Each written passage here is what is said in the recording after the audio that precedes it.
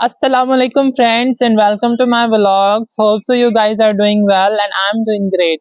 आज के मेरे इस व्लॉग में आप सब लोगों को खुशामदीद। और आज के इस व्लॉग में मैं आप लोगों को पूरा का पूरा प्रोसेस जो है वो डिटेल के साथ बताने लगा हूँ। एवरी सिंगल पॉइंट जो आप लोग मुझसे बार बार कमेंट्स में पूछ रहे हैं, उसके अलावा जो भी चीज़ें जो भी आप लोगों को कंफ्यूजन्स हैं वो सारी की सारी आपको आज की इस वीडियो में मैं क्लियर करने वाला हूँ। सारा लिथुआनिया में अप्लाई करने का process, time, cost, universities, work, everything, हर चीज़ जो है वो एवरी सिंगल थिंग जो है मैं आज की इस वीडियो में कवर करूंगा। तो मेरी वीडियो को एंड तक देखना है। अगर आप लोग मेरे चैनल पर न्यू हैं तो चैनल को सब्सक्राइब कर दीजिए।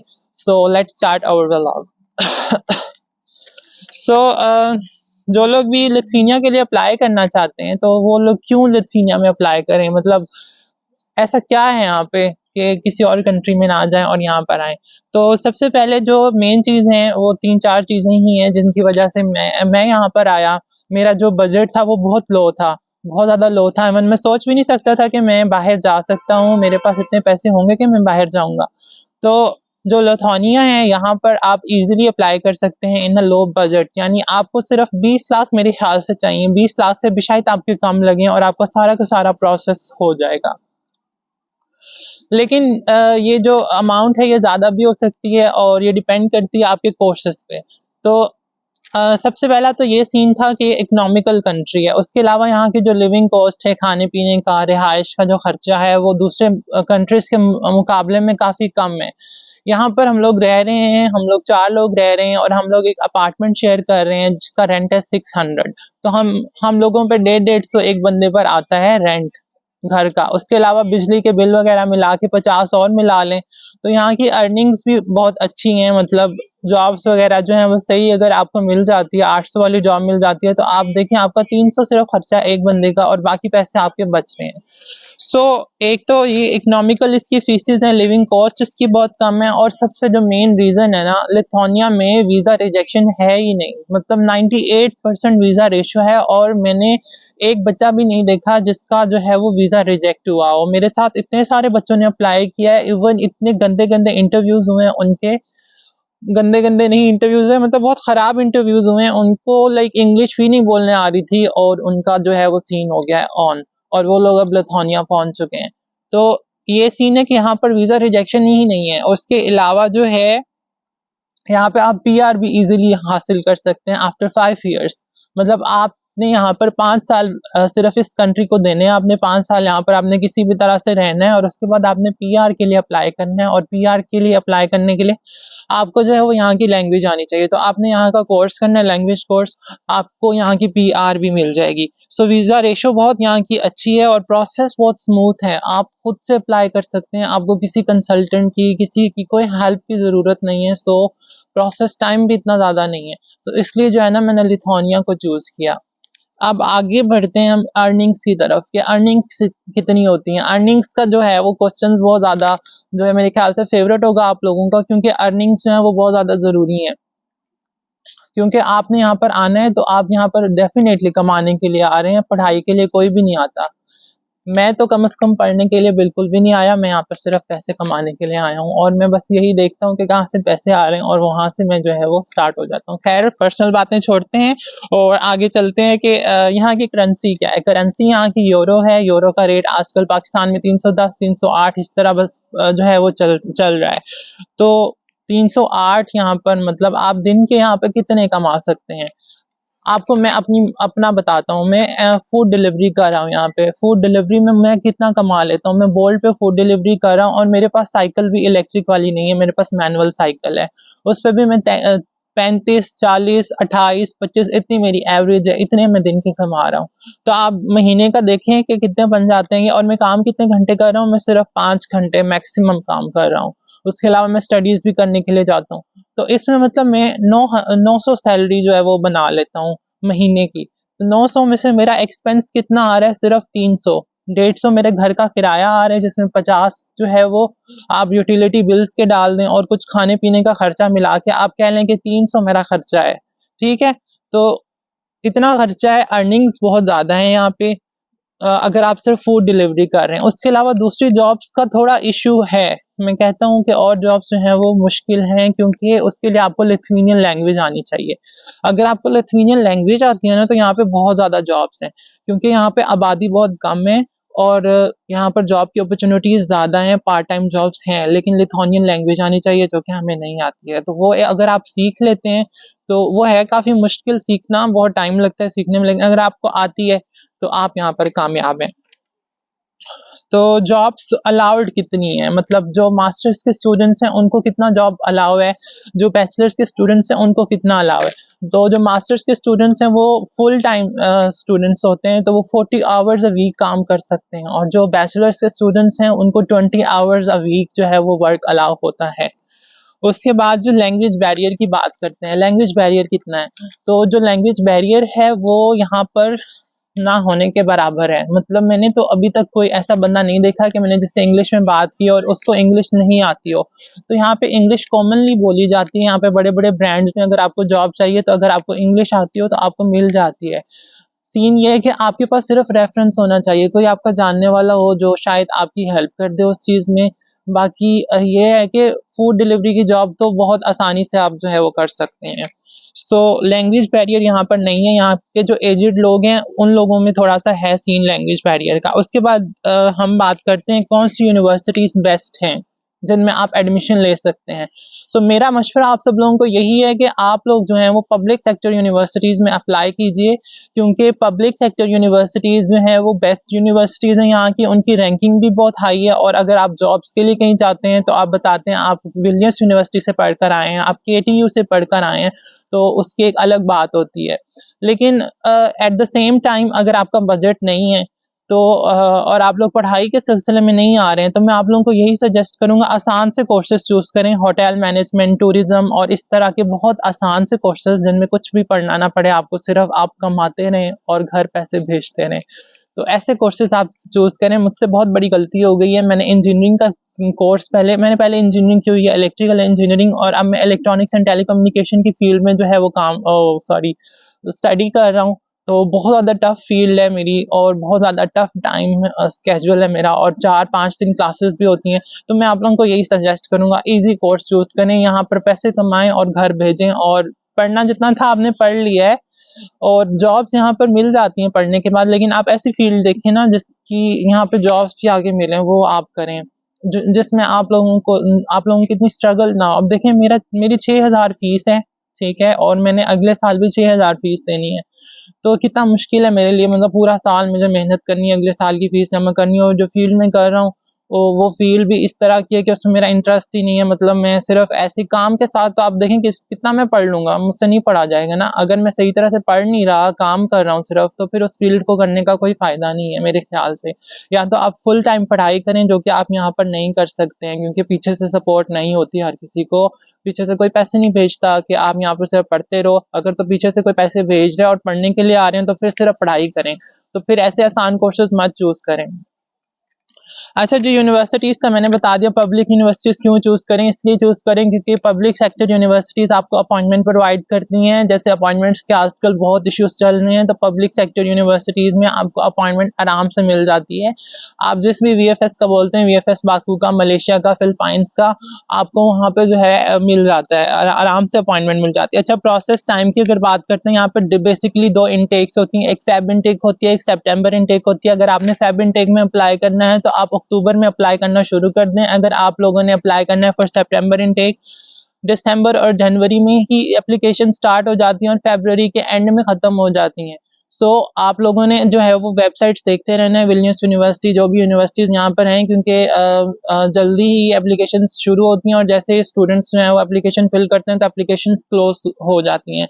सो प्रोसेस टाइम कितना है, मैंने जनवरी में अप्लाई किया था और मुझे कितना टाइम लग गया, मतलब पूरा का पूरा जो टाइम है, मैंने सितंबर में मैं आया हूँ तो मुझे जो वीज़ा वगैरह है सारा कुछ वो मुझे मिल गया था, जुलाई में मुझे मिल गया था।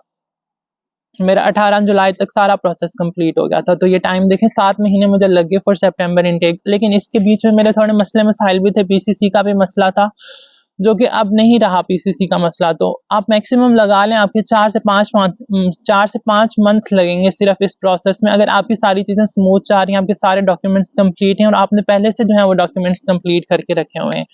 सो टोटल एक्सपेंस कितना आता है? टोटल एक्सपेंस मेरा जो आया है वो थोड़ा ज़्यादा आया, क्योंकि मेरी 6,000 यूरो फीस है। नॉर्मली यहाँ पर फीसेस जो है वो 2500, 3000, 3400 इस तरह की फीसेज हैं जो कि बैचलर्स की हैं। कुछ मास्टर्स प्रोग्राम भी हैं जैसे प्रोजेक्ट मैनेजमेंट, उसके अलावा और भी कुछ इस तरह के प्रोग्राम्स हैं जिनकी फीसेज जो हैं वो इसी के राउंड अबाउट हैं, 3300, 3600, 37, 3800 यूरोज।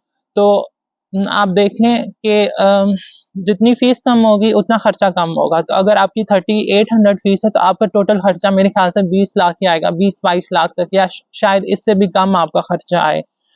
तो इंटरव्यू कैसे होता है? दो इंटरव्यूज होते हैं, टोटल 2 इंटरव्यूज होते हैं। एक आपकी यूनिवर्सिटी का इंटरव्यू होता है, सेकंड इंटरव्यू आपके माइग्रेस का होता है, ठीक है। इंटरव्यू जो आपका यूनिवर्सिटी का होता है वो थोड़ा सा टफ होता है। मैं कहूँगा कि उसमें जो है वो आपसे क्वेश्चंस करते हैं थोड़े से कंफ्यूजिंग। आपका यूनिवर्सिटी में एडमिशन हो गया ना तो आपको टेंशन करने की कोई ज़रूरत नहीं है, क्योंकि जो माइग्रेस का इंटरव्यू है वो सिर्फ एज अ फॉर्मेलिटी के तौर पर वो लोग लेते हैं, और माइग्रेस वाले तो 100% वीज़ा लगाते हैं। तो वो आपसे जो माइग्रेस वाले क्वेश्चन है ना वो सिर्फ 5 से 10 मिनट के दरमियान में आपका इंटरव्यू होता है, और उसमें बेसिक क्वेश्चंस होते हैं, व्हाई यू चूज लिथुआनिया, और इस तरह के क्वेश्चंस होते हैं कि आप वर्क के साथ स्टडी के साथ वर्क करेंगे, और आपके फ्यूचर गोल्स क्या हैं, पाकिस्तान वापस जाओगे नहीं जाओगे, ये वो सारा कुछ। तो वो बेसिक क्वेश्चंस होते हैं। लेकिन जो आपका यूनिवर्सिटी का इंटरव्यू होता है उसमें आपके फील्ड से रिलेटेड क्वेश्चंस किए जाते हैं। मतलब आपने जो पहले पढ़ा हुआ है, आपका आगे क्या इंटरेस्ट है, आप वो आगे जो फील्ड चूज कर रहे हो वो क्यों चूज कर रहे हो, आपने हमारी यूनिवर्सिटी के बारे में किससे पूछा, और यहाँ पे जैसे मतलब वेदर कंडीशन के बारे में पूछेंगे तो उसमें मतलब यूनिवर्सिटी वाला जो है ना उसमें अगर आपने पीछे से जो कुछ पढ़ा हुआ है आपको नहीं आता तो वो एक बार आप हल्का फुल्का देख लेंगे, वो भी इतना टफ नहीं होता। बेसिक क्वेश्चंस पूछते हैं। जैसे अब मैंने इलेक्ट्रिकल इंजीनियरिंग पहले की थी तो उन्होंने मुझसे सिर्फ यही सवाल किया, आपने इलेक्ट्रिकल इंजीनियरिंग, हाँ उन्होंने कहा कि इलेक्ट्रिकल इंजीनियरिंग होती क्या है, ठीक है। उन्होंने 2-3 और टेक्निकल क्वेश्चंस पूछे, फाइनल ईयर प्रोजेक्ट के बारे में पूछा। तो मतलब जो आपकी लास्ट फील्ड है उसके बारे में कुछ क्वेश्चंस करते हैं, और फिर आपकी जो नेक्स्ट फील्ड जो आप चूज कर रहे होते हैं उसके बारे में अगर तो कुछ डिफरेंस होता है, आपने पहले कोई और फील्ड की हुई है, आगे कोई और फील्ड की हुई है, चूज की हुई है, तो उसमें मतलब वो थोड़ा सा इशू क्रिएट करते हैं, पूछते हैं क्यों चेंज कर रहे हो। तो आपके पास एक सॉलिड रीजन होना चाहिए why you are choosing another field. अच्छा, आगे चलते हैं। प्रोसेस हाउ टू अप्लाई करना सबसे आसान प्रोसेस है। मतलब लिथुआनिया का आपको किसी कंसल्टेंट की जरूरत नहीं। I suggest you guys not to go with consultants जो है वो सिर्फ पैसे लूट रहे हैं, उनको किसी एक चीज का भी नहीं पता यार। मतलब आपको वो लोग जलील करके रख देंगे। पाकिस्तान में किसी कंसल्टेंट के पास आपने जाना भी नहीं है, सारे कंसल्टेंट जो है वो ऐसे ही हैं, एक एक चीज के आपसे वो पैसे लेंगे, मोटिवेशनल लेटर बना के दो उसके पैसे लेंगे, हर चीज यार मेरे ख्याल से आपको खुद करनी चाहिए। कोई किसी के लिए कुछ नहीं करता, और कंसल्टेंट सिर्फ पैसे लूटने के लिए बैठे हुए हैं। तो मेरा तो आप सब लोगों को यही मशवरा है कि आप लोग जो है वो कंसल्टेंट्स के थ्रू अपना प्रोसेस नहीं करवाएं, आप लोग खुद अपना प्रोसेस करें।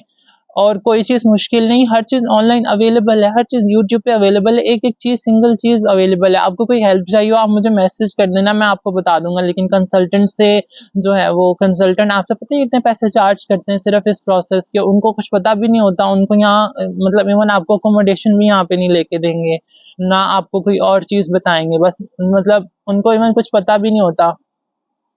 अभी थोड़ा थोड़ा शायद पता लग गया, और बच्चों के थ्रू वो भी हमसे पूछते हैं, मतलब जो बच्चे खुद अप्लाई करें वही उनको आगे बताते हैं यूनिवर्सिटी से ये वो करके।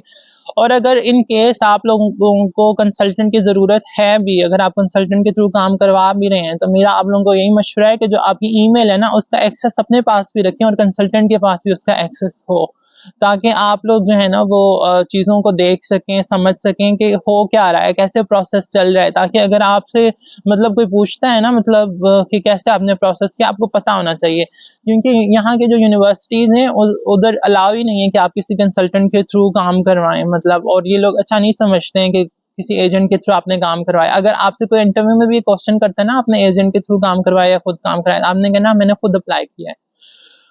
अच्छा जी, ठीक है। उसके बाद अपॉइंटमेंट के इश्यूज क्या हैं? अपॉइंटमेंट्स के आजकल बहुत इश्यूज चल रहे हैं, आजकल अपॉइंटमेंट्स नहीं मिल रही हैं, बाकी की तो अपॉइंटमेंट्स बिल्कुल बंद हो चुकी हैं। मलेशिया की भी नहीं मिल रही हैं, सिर्फ फिलिपाइंस में अपॉइंटमेंट्स अवेलेबल हैं। तो होपफुली ये शायद आगे खुल जाएँ, मतलब सितंबर इनटेक से पहले 2-3 महीने खोलें वो अपॉइंटमेंट्स उन्होंने बंद क्यों किए हैं? क्योंकि यही एजेंट्स हज़रात एक-एक अपॉइंटमेंट पता नहीं कितने-कितने की सेल कर रहे थे और उन्होंने कहा कि ये तो गलत सीन जा रहा है। तो उन्होंने अब यूनिवर्सिटीज़ पे एक्सेस दे दिया अपॉइंटमेंट्स का, तो अपॉइंटमेंट्स सिर्फ अब यूनिवर्सिटीज़ प्रोवाइड करेंगी। अपॉइंटमेंट्स जहाँ तक हमने सुना है कि फिलिपाइंस में हैं सिर्फ अवेलेबल, और 1-2 और कंट्रीज़ हैं जहाँ पर अवेलेबल हैं, जहाँ आप जा सकते हैं, ईज़िली जा सकते हैं। मैंने यहाँ पर इतने सारे बच्चे देखे हैं जो अपॉइंटमेंट्स का इश्यू जब बन गया था तो बिल्कुल वो लोग हिम्मत हार चुके थे, लेकिन उन्होंने फिर हिम्मत की, वो लोग फिलिपाइंस के, और अब वो लोग यहाँ पर आ चुके हैं। फिलिपाइंस का भी इतना कोई खर्चा नहीं होता, 6 लाख मेरे ख्याल से खर्चा होता है आने और जाने का, ठीक है, और बाकू का है वो 4 लाख होता है, ठीक है। तो 6 लाख में आपका जो है ना वो हो जाएगा सारा सीन, अपॉइंटमेंट्स का अगर इश्यू आ रहा है। उसके अलावा ठीक है, ठीक है, अकोमोडेशन अकोमोडेशन यहाँ पर मैंने आपको बताया 600-500 मैक्सिमम इतना रेट चल रहा है, जिसमें आप 4 से 3 लोग रह सकते हैं। उसके बाद डिसीजन आने में कितना टाइम लगता है? जब आप इंटरव्यू दे देते हैं माइग्रेस का, तो इंटरव्यू के डिसीजन में कितना टाइम लगता है? मैक्सिमम यार, मतलब मेरा डिसीजन कितने दिनों में आया था, मैं जो है वो आप लोगों को बताना चाहूँगा। मेरा डिसीजन अल्हम्दुलिल्लाह 5 दिनों के बाद आया था। मैंने 12 जुलाई को इंटरव्यू दिया था, मेरा 18 जुलाई को जो है वो डिसीजन आ गया था। तो इतना फास्ट डिसीजन कैसे आया? क्योंकि मेरा इंटरव्यू बहुत अच्छा था मेरे ख्याल से, मेरे सारे डॉक्यूमेंट्स जो थे वो सही थे, वो सबके सही होते हैं, लेकिन अल्लाह की रहमत भी होती है, दुआएं भी होती हैं बहनों भाइयों की, और अब अपनी भी स्ट्रगल होती है, तो अल्लाह ताला भी फिर नवाजता है। तो मेरा जो इंटरव्यू था वो बस बहुत अच्छा इंटरव्यू हुआ था, मैंने बहुत अच्छे आंसर्स भी किए थे, और मेरा जो डिसीजन है वो भी मेरा जल्दी आ गया था। अच्छा, डिसीजन जब आता है तो डिसीजन के बाद जो है वो पिकअप मेल आती है, और मुझे पिकअप मेल भी 10 दिनों के बाद आ गई थी। तो मैक्सिमम मैं आपको बताऊं 2 महीने का टाइम होता है, 2 महीने के अंदर अंदर जो है वो डिसीजन आ जाता है। 2 महीने से थोड़ा सा ज्यादा भी हो जाता है, कभी कभी 72 डेज भी एक बच्चे को लगे थे उसके डिसीजन आने में। तो आपने परेशान नहीं होना कि डिसीजन क्यों नहीं आ रहा, डिसीजन आपका आना है, नेगेटिव पॉजिटिव आना है। नेगेटिव नहीं आएगा इंशाल्लाह, लेकिन पॉजिटिव डिसीजन आ जाएगा जल्द से जल्द। बच्चों का 15 दिन, 10 दिन, 8 दिन, इतना मतलब टाइम लगता है। अगर किसी का नहीं आया ना अभी तक डिसीजन, तो वो लोग बिल्कुल भी वो ना हो कि क्यों नहीं आ रहा, आ जाएगा इंशाल्लाह, जल्दी आ जाएगा। और यहाँ रिजेक्शन तो है नहीं, तो कभी ना कभी तो आ जाएगा। वेदर कंडीशन की बात करते हैं, यहाँ पर सर्दी है। यहाँ पर अभी अभी हल्की हल्की सर्दी, अभी इतनी ज्यादा सर्दी नहीं है, लेकिन आने वाले दिनों में यहाँ पर बहुत ज्यादा सर्दी होने वाली है, और यहाँ पर मैंने सुना है -25 डिग्री सेल्सियस टेम्परेचर होता है। ओके, उसके बाद हम बात करते हैं PSW की। PSW क्या है? PSW होता है वर्क वीजा, जो कि आप जब स्टडी कंप्लीट करते हो उसके बाद आपको वर्क वीजा मिलता है। तो जो लिथुआनिया है ये शेंगन कंट्रीज में आता है, ठीक है। शेंगन जो आपको TRP मिलता है वो शेंगन कार्ड होता है आपके पास, आप 28 कंट्रीज में जा सकते हैं उस कार्ड के थ्रू विदाउट एनी रिस्ट्रिक्शंस। मैं लाटविया गया हुआ था लास्ट वीक। उसके अलावा आप जर्मनी, इटली, फ्रांस, आप जो भी इसमें कंट्रीज आते हैं ना, नीदरलैंड, सब कंट्रीज में आप आराम से घूम फिर सकते हैं, आपके पास शेंगन वीजा होता है, ठीक है। तो PSW में आपका क्या सीन है? क्योंकि एक शेंगन एरिया में आता है ये कंट्री, तो यहाँ पर ये रूल है कि यहाँ पर कोई इस तरह का वीजा नहीं दिया जाता PSW, लेकिन आपको 12 महीने के लिए जो है वो यहाँ पर स्टे अलाउ होता है कि आप यहाँ पर 12 महीने रहें और अपने लिए जॉब तलाश करें आफ्टर योर स्टडीज। तो आपके पास 1 साल का टाइम होता है, उसमें आपने अगर जॉब सिक्योर कर ली है तो आपका आगे वो फिर एक्सटेंड हो जाता है वीजा वगैरह। ओके, सो बैचलर्स और मास्टर्स जो है वो कितने सालों का होता है? मास्टर्स 1 साल का भी होता है, जैसे प्रोजेक्ट मैनेजमेंट है 1.5 साल का भी होता है। उसके अलावा जो बैचलर्स है वो 3 साल का होता है maximum. Okay, so next question is disabilities.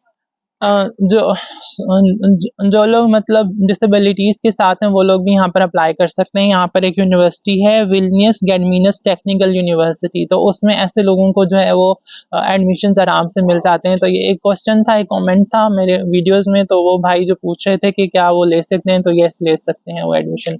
उसके बाद आप स्पाउस के बारे में अगर पूछते हैं तो स्पाउस आप साथ ला सकते हैं या नहीं ला सकते हैं, तो यस ऑफ कोर्स आप अपने साथ स्पाउस को ला सकते हैं, लेकिन बैचलर्स के स्टूडेंट्स नहीं ला सकते, जस्ट मास्टर्स के स्टूडेंट्स अपने साथ स्पाउस को ला सकते हैं।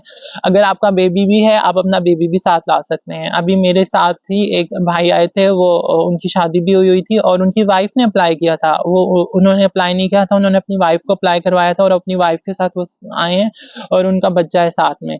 तो उनका भी उसी तरह सेम इंटरव्यू है और कोई इतनी डॉक्यूमेंटेशन नहीं है, बस उनको टीआरपी कार्ड मिलता है, सिर्फ वो जाते हैं फॉर इंटरव्यू। और उनकी बीवी का वही सारा यूनिवर्सिटी वाला प्रोसेस हुआ और फिर इंटरव्यू, अपॉइंटमेंट, ये वो। तो उन्होंने बस बैंक स्टेटमेंट शो कराई थी दोनों ने अपनी इकट्ठी, मतलब वैसे 30 लाख होती है बैंक स्टेटमेंट की तरफ मैं आता हूँ। तो उन्होंने इकट्ठी अपनी बैंक स्टेटमेंट शो कराई थी, उनका प्रोसेस हो गया था। इसमें मैं एक सेपरेट वीडियो बनाऊंगा, बट यहाँ पर आपको बताने का यह मतलब है कि मास्टर स्टूडेंट्स अपने साथ स्पाउस को ला सकते हैं। और उसके अलावा पीएचडी के बारे में मैं बताना भूल गया। जो लोग बैचलर्स, मास्टर्स और पीएचडी प्रोग्राम यहाँ पर टोटली फुली फंडेड है। यहाँ पर 1000 से 1200 यूरो आपको 1 ईयर के मिलते हैं और पीएचडी यहाँ पर बिल्कुल फ्री है, मतलब आप स्कॉलरशिप्स पर आ सकते हैं। उसके अलावा यहाँ पर स्कॉलरशिप्स नहीं है for the students who are seeking for scholarships Lithuania में नहीं है बिल्कुल भी, क्योंकि यहाँ पर जो है वो सारा पैसे वाला सीन है, हम पैसे देने। यहाँ पर आप आ जाएं एक दफ़ा, उसके बाद में भी यहाँ पर आप स्कॉलरशिप्स के लिए अप्लाई कर सकते हैं, अगर आपके अच्छे ग्रेड्स आते हैं तो ये सीन है। लेकिन वहाँ से आते हुए स्कॉलरशिप्स अप्लाई करके यहाँ नहीं आ सकते आप। उसके बाद हाँ, जिन लोगों का ये इशू है कि जिनका सिंगल नेम है, जिनका सिर्फ नाम, जैसे मेरा नाम गुलजान है ना, तो मैंने गुल अपना फर्स्ट नेम कर लिया और सर नेम जान कर दिया। तो जिन लोगों का सिर्फ सिंगल नेम है, तो उन लोगों के लिए ये इंफॉर्मेशन मैंने ली है। एक भाई ने कमेंट किया हुआ था, तो वो लोग जो सर नेम वाली जगह है वहाँ पर NA लिखते हैं, ठीक है, और जो उनका नाम है वो उधर लिखते हैं, जो उनके नेम वाला पोर्शन है। उसके बाद इनटेक्स का भी मैंने बता दिया, 2 इनटेक्स होती हैं। और वीएफएस की बात करते हैं। वीएफएस कौन सा सबसे ज़्यादा बेस्ट है? मेरे ख्याल से बाकू का वीएफएस जो है वो सबसे ज़्यादा बेस्ट है, जहाँ पर आप लोग एप्लीकेशन के लिए जाते हैं। तो VFS Baku is the best. I think VFS Baku में आप लोग जाएंगे, क्योंकि उसका जो वीज़ा लगता है वो 7000 का सिर्फ लगता है। ई वीज़ा होता है, 1 घंटे में भी लग जाता है। और मैक्सिमम अगर आपने अर्जेंट वाला लगवाना है वो आपका 3 घंटों के अंदर अंदर लग जाता है। और अगर आपने जो है वो ऑर्डिनरी वाला लगवाना है तो वो आपका 3 दिन के अंदर अंदर लग जाता है, ठीक है। तो उसके बाद उधर रहने का एक्सपेंस भी नहीं है इतना। मैं 10 दिन रहा था, 24,000 लगा था मेरा खाना पीना सब कुछ मिला के। तो वीएफएस बाकू मेरे ख्याल से बेस्ट ऑप्शन है। उसके बाद बैंक स्टेटमेंट की बात करते हैं। अच्छा, बैंक स्टेटमेंट आपको कितनी चाहिए? जो बैचलर्स के स्टूडेंट्स हैं, जो मास्टर्स के स्टूडेंट्स हैं, उन सबको मतलब बैचलर्स का मुझे नहीं आइडिया, मास्टर्स के जो स्टूडेंट्स हैं उनको 26 लाख जो है अपने बैंक अकाउंट में रखवाने होते हैं। अब बैंक अकाउंट अपना हो या फादर का हो, अपना हो, कोई इशू नहीं है, आप अपना खुलवा लें, ज़्यादा बेस्ट है। मैंने अपना खुलवाया था बैंक अकाउंट में। आपको बैंक अकाउंट जब भी खुलवाना हो, आप अपने जो शनाख्ती कार्ड पे आपका एड्रेस है, जो आपके पासपोर्ट पे आपका एड्रेस है, उसी बैंक में आप अपना जो है वो बैंक अकाउंट खुलवाएं। मेरा आप लोगों को यही मशवरा है। और बैंक स्टेटमेंट के हवाले से मैं आपको ये बताऊंगा, सिर्फ 3 महीने आपने वो अमाउंट जो भी 26 लाख है वो आपने अपने अकाउंट में रखनी है। शुरू में आपने टेंशन ही नहीं लेनी, आपने सिर्फ ट्रांजेक्शन्स करनी है। आपका अकाउंट जो है ना वो कम से कम होना चाहिए, पुराना होना चाहिए। कितना पुराना होना चाहिए? आपका कम से कम 6 महीने या 3 महीने कम से कम पुराना हो अकाउंट, क्योंकि आपने 3 महीने की स्टेटमेंट शो करानी है। 3 महीने आपके अकाउंट में ट्रांजेक्शन होनी चाहिए, 5000, 2000, 1000, 100, जो भी चीज़ें कर रहे हैं ना आप, मतलब ट्रांजेक्शन्स आप अपने अकाउंट के थ्रू करेंगे। आपने जो भी बिल पे करने हैं, मैं यही आपको मशवरा दूंगा, ज़्यादा से ज़्यादा ट्रांजेक्शन्स करें, अकाउंट को एक्टिव रखें। लेकिन उसके अंदर ये नहीं है कि पहले महीने से 26 लाख रख दें। अगर हैं आपके पास तो रख दें, अगर जिनके पास नहीं है वो आखिरी वीक में भी रख सकते हैं। मतलब 3 महीने का जब वो पूरा हो जाए टाइम, तो आप लास्ट मंथ में भी रख सकते हैं वो पैसे। मैंने तो ऐसे ही किया था कि जो मेरे 10 दिन रह गए थे ना लास्ट में, मैंने उनमें वो पैसे रखे थे। जो शुरू वाले 2 महीने थे उनमें मेरा अकाउंट बिल्कुल खाली था, बस ट्रांजैक्शंस हो रही थी। तो ये टेंशन की बात नहीं है कि पूरे 3 महीने आप रखो फिर आगे भी 3 महीने के लिए रखो, नहीं। 3 महीने की स्टेटमेंट एक दफ़ा निकलवा ली आपने, अपलोड कर दी अपनी माइग्रेस पर। उसके बाद आपका जब तक डिसीजन नहीं आता, आप जो हो उस स्टेटमेंट को उसी तरह मेंटेन रखो। जब आपका डिसीजन आ जाए उससे अगले दिन ही निकलवा लो, कोई इशू नहीं है। मैंने ऐसे ही किया। मैंने मतलब बैंक स्टेटमेंट, मेरे पास तो बैंक स्टेटमेंट थी नहीं, पहली बात है। बैंक स्टेटमेंट मैंने कैसे अरेंज की अभी मैं आप लोगों को बता देता हूँ। मैंने जो है ना बैंक से लोन लिया। अब लोन जो दूसरा वाला होता है वो बहुत उसमें बहुत ज़्यादा इंटरेस्ट होता है, और बहुत ज़्यादा इंटरेस्ट है। मेरे अब्बू क्योंकि जो है वो गवर्नमेंट सर्वेंट हैं, मतलब गवर्नमेंट मुलाजिम है, तो वो अगर निकलवा रहे थे तो उनको 4 साल तक वो इंटरेस्ट देना पड़ रहा था और उनको कोई 12-13 सैलरियाँ मिल रही थी। इतना तो कोई लोन बैंक देता भी नहीं है। मैं आपको ये बताऊँ, कोई भी बैंक नहीं देता। मैं एक दिन पूरा घूमा पूरे उसमें। एक दिन मैं आप सब लोगों के साथ अपनी सारी वो जर्नी शेयर करूँगा जो मतलब मैं जिस जर्नी से गुज़र के यहाँ तक पहुँचा हूँ। तो आई होप कि आप सब लोगों के लिए वो काफ़ी मोटिवेटिंग होगी। तो मैं सारी बैंक्स में घूमा, उन्होंने कहा कोई 5 लाख दे रहा है, कोई 10 लाख दे रहा है और उसपे भी इतना ज़्यादा इंटरेस्ट। तो मैंने इस चीज़ को कैसे टैकल किया, मैंने जो है ना गोल्ड जो है ना वो इकट्ठा किया सारे लोगों से। मेरे जितने भी रिश्तेदार थे ना, मेरी जितनी भी आंटियाँ थी, जो औरतें होती हैं ख़ास तौर पे, उनमें थोड़ा रहम होता है। मैं आपको ये बात सच्ची कह रहा हूँ, जो मर्द हज़रात होते हैं ना उनमें इतना सा भी रहम नहीं होता, वो आपको 5 रुपए भी नहीं देते हैं। तो आप जो है ना, आप लोगों को अगर इस तरह कोई इश्यू हो, आप फीमेल्स से राब्ता करें, उनके सामने जाके रोएँगे भी सही ना तो वो थोड़ा एहसास करती हैं। अच्छा, मेरी खाला, मेरी आंटियाँ, सारों से मैंने ना सोना जो है ना वो इकट्ठा कर लिया, ठीक है? कोई 15-16 तोले सोना इकट्ठा किया मैंने और मैंने जाके नेशनल बैंक ऑफ पाकिस्तान में वो जमा करवा दिया। नेशनल बैंक ऑफ पाकिस्तान ने मुझे दिए जी 18 लाख। 18 लाख उन्होंने दिए और उस पर उन्होंने मुझसे कितना इंटरेस्ट लिया, आप सोच भी नहीं सकते कितना कम इंटरेस्ट उन्होंने लिया। मतलब उन्होंने मुझसे 25,000 मेरे ख्याल से 1 महीने का 25,000 उन्होंने लिया। मुझे 2 महीने ही सिर्फ रिक्वायर्ड थी वो अमाउंट, तो 2 महीने का मैंने मतलब 50,000 उनको सिर्फ दिया और वो मैंने अमाउंट जो है अपने बैंक में रखवाई। कुछ पैसे मेरे अपने पास भी थे, इतना कंगला तो मैं भी नहीं था। तो कुछ इस तरह था कि इधर-उधर से माँगे मैंने पैसे, किसी से 10,000 मिल गए, मतलब 5 रुपए भी मुझे कोई दे रहा था ना, इट वाज़ वेरी लाइक मेरे लिए वो बहुत वैल्यू रखते थे 5 रुपए भी, क्योंकि मुझे बैंक स्टेटमेंट बनानी थी अपनी यार, मतलब ज़रूरी था और मैं एक पॉइंट पे आके फँस गया था कि बैंक स्टेटमेंट नहीं है तो मैं क्या करूँ?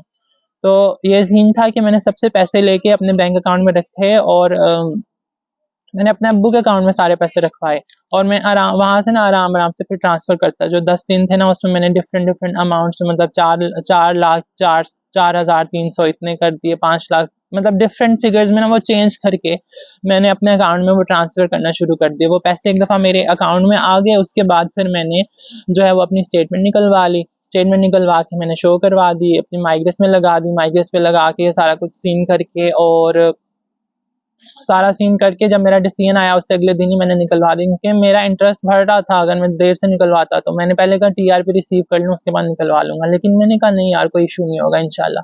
तो ऐसा ही हुआ, मैंने निकलवाए पैसे, मैंने वापस किए पैसे और मैं यहाँ पर आ गया हूँ अल्हम्दुलिल्लाह। तो बैंक स्टेटमेंट का मतलब इसी तरह आप इश्यू अपना रिज़ॉल्व कर सकते हैं कि आपके पास अगर गोल्ड है, आपकी आंटियों के पास, उनसे पकड़ लें गोल्ड और रख दें किसी बैंक में। Okay, okay, okay, okay, okay, okay, okay, okay, okay, okay. ठीक है जी, सारा कुछ हो गया और उसके अलावा यार कुछ लोग कह रहे थे कि थोड़ा बंदों की तरह बात किया करो, तो मैं कोशिश कर रहा हूँ कि बंदों की तरह बात करूँ, लेकिन मेरे अंदर है कोई चीज़। तो कोशिश कर रहा हूँ अपनी तरफ से पूरी कि थोड़ा तरीके से बात करूँ और इंशाल्लाह तरीके से बात किया करेंगे। ज़्यादा हम लोग जो है वो फन में नहीं आते हैं। ओके खैर, आज की वीडियो जो थी वो यहाँ तक ही थी। हाँ, डॉक्यूमेंट्स रह गए ना, कौन-कौन से डॉक्यूमेंट्स आप लोगों को चाहिए? जिन लोगों ने अप्लाई करना है डॉक्यूमेंट्स आप लोगों को जो है 2 रिकमेंडेशन लेटर्स चाहिए। आपको किसी आइल्स की ज़रूरत नहीं है। कुछ यूनिवर्सिटीज़ आइल्स माँगती हैं, बट कुछ यूनिवर्सिटीज़ जो हैं वो आइल्स की ज़रूरत उनको नहीं है, ठीक है? आइल्स जो है वो ज़रूरी नहीं है और आप लोग जो है वो लैंग्वेज प्रोफिशिएंसी पे भी अप्लाई कर सकते हैं।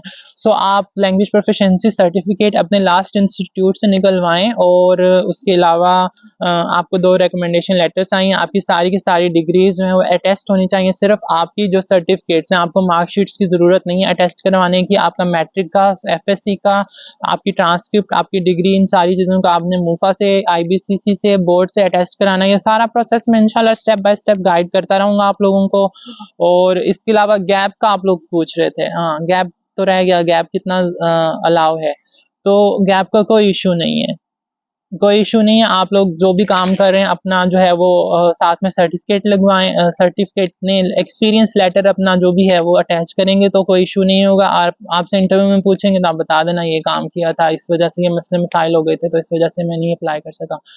तो विलियम्स यूनिवर्सिटी ऐसी यूनिवर्सिटी है जिसमें मतलब 5 साल का गैप अलाउ है, लेकिन ये भी है कि 10 साल वाले भी यहाँ पर आए हुए हैं, 10 साल के गैप वाले भी लोग यहाँ पर आए हुए हैं। उन्होंने एक्सपीरियंस वगैरह शो कराया है, तो उन्होंने इंटरव्यू अच्छा दे दिया होगा, लेकिन 5 साल का गैप विलियम्स यूनिवर्सिटी में अलाउ है।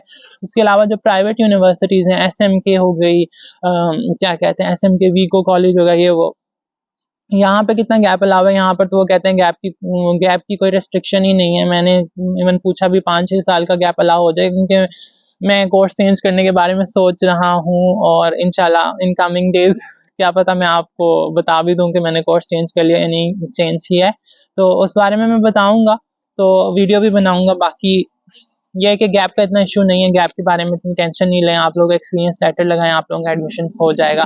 आई होप कि मेरी आज की वीडियो आप सब लोगों के लिए काफ़ी इन्फॉर्मेटिव रही होगी और आप लोगों ने इस वीडियो को काफ़ी लाइक भी किया होगा और आपके सारे के सारे क्वेश्चंस आई थिंक जो हैं वो सारे के सारे क्वेश्चंस जो हैं वो क्लियर हो चुके होंगे, और जितनी मेरे पास इंफॉर्मेशन थी, जितना मुझे पता था, मैंने आप लोगों को बता दिया है।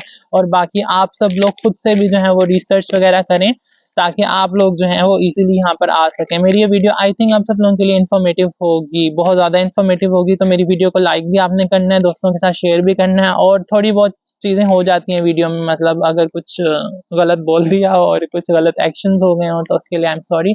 बाकी बाय, टेक केयर, अपना ख्याल रखें, अपने सारा दूसरे लोगों का ख्याल रखें। मिलते हैं आप सब लोगों से नेक्स्ट वीडियो में।